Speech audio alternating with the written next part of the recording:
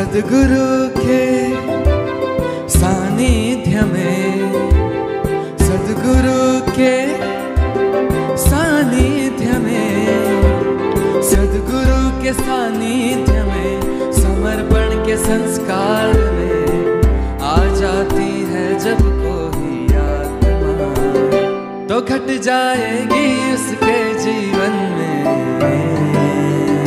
अनुभूतियाँ।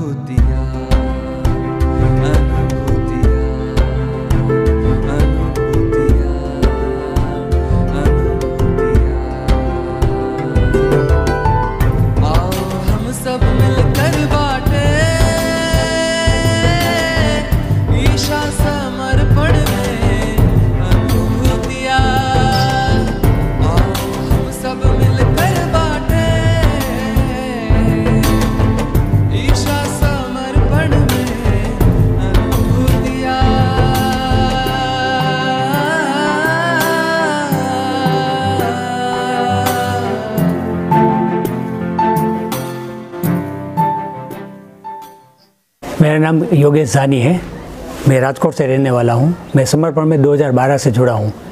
Actually पहले समर्पण में मेरे बड़े भैया है वो जुड़े थे, और वैसे तो मैं समर्पण में जुड़ने वाला नहीं था क्योंकि मैं पेशे से शिक्षक हूँ।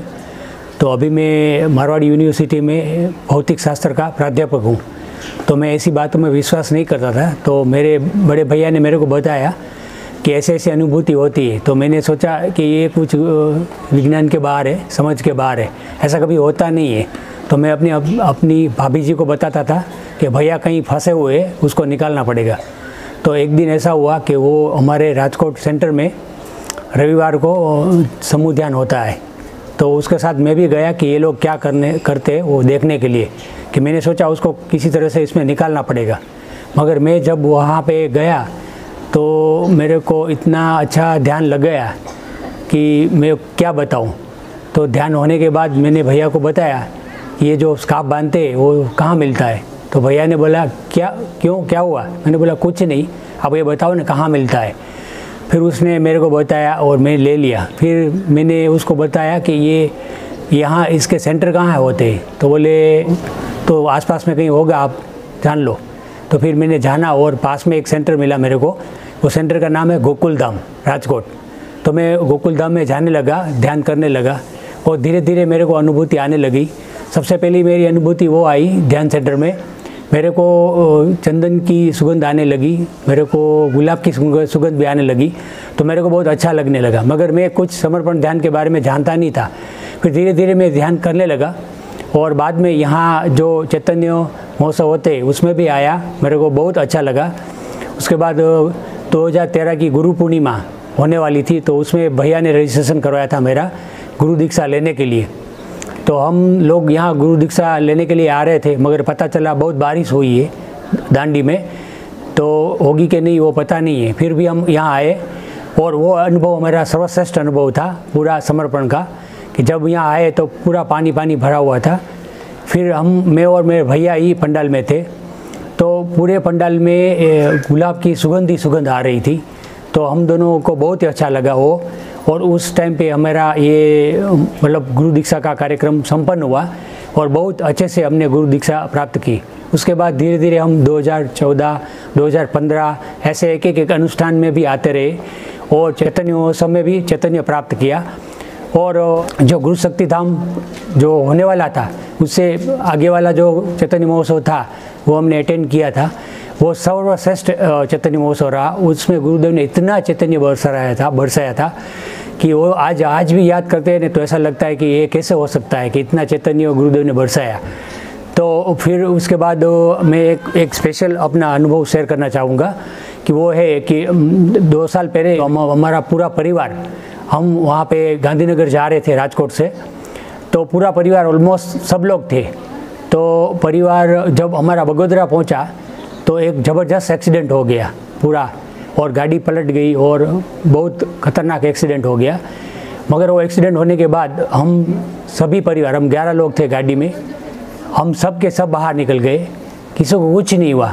थोड़ा बहुत ऐसा वैसा हुआ, और मैं और अपने बड़े भैया समर्पण ध्यान करते थे, हमको बिल्कुल कुछ नहीं हुआ, हम ऐसे के वैसे ही निकल गए। और बाहर जो हमें वो लेने वाले आए थे, हमें एम्बुलेंस लेने वाले, उसने बताया कि ये पहला किस्सा है कि सब के सब बाहर निकल गए, ये हो ही नहीं सकता कभी, ये अशक्य है, ये आप लोग कैसे निकले। और उन्होंने बताया कि तो आप लोग भाग्यवान हो कि आप कैसे बच गए हो। फिर हमने गुरुदेव को थैंक्स माना। एक्चुअली उसकी वजह से ही मेरा सारा परिवार बच गया, गुरुदेव की कृपा से। हमें पहली बार पता चला कि जो गुरुदेव बोलते हैं ना कि आपको मैं सुरक्षा देता हूँ अंदर से और बाहर से, हमने पहली बार ये अनुभव किया कि हमारी बाहर से भी गुरुदेव ने सुरक्षा की थी, पूर्णतः सुरक्षा की थी। जो गुरुदेव बोलते हैं वो बिल्कुल सत्य है, 100% सत्य है।